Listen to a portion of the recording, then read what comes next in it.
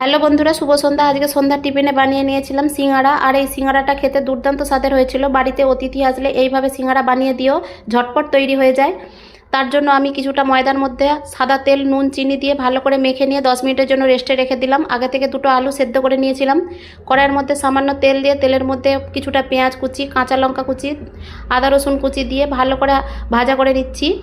এখন ওর মধ্যে দিয়ে দিচ্ছি স্বাদ পরিমাণ নুন, হলুদ গুঁড়ো, লঙ্কার গুঁড়ো, জিরে ধনের গুঁড়ো আর কিছুটা গরম মশলা দিয়ে মশলাটা ভালো করে ভাজা করে নিচ্ছি।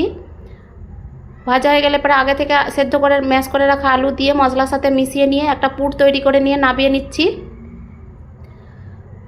ময়দাটা যে মেখে রেখেছিলাম সেই ময়দা থেকে ছোট ছোট নেচি কেটে নিয়ে এখন আলুর যে পুর তৈরি করে রেখেছি তার থেকে ছোট্ট ছোট্ট করে একটু লম্বা আকারে তৈরি করে নিচ্ছি। এইভাবে কয়েকটা বানিয়ে রেখে দিলাম। এখন লুচির আকারে বেলে নিচ্ছি। লুচির মতো পাতলা নয়, একটু মোটা আকারেরই বেলতে হবে। এখন দুপাশ বরাবর আমি সামান্য জল লাগিয়ে দিচ্ছি যাতে মুড়তে সুবিধা হয়। এখন মাঝখান বরাবর আলুর পুরটা দিয়ে ভালো করে দুপাশের মুখ দুটো চেপে দেব। কড়াইতে মিডিয়াম আঁচে তেল গরম করে নিয়ে এখন এই সিঙ্গাড়াগুলো ভেজে নিচ্ছি।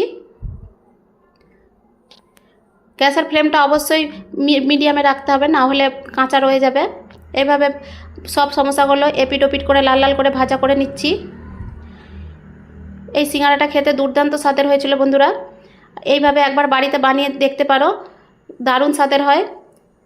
তো এইভাবে উঠিয়ে নিয়ে আমি টমেটো সসের সাথে পরিবেশন করেছি। ভিডিওটা কেমন লাগলো কমেন্টে জানিও।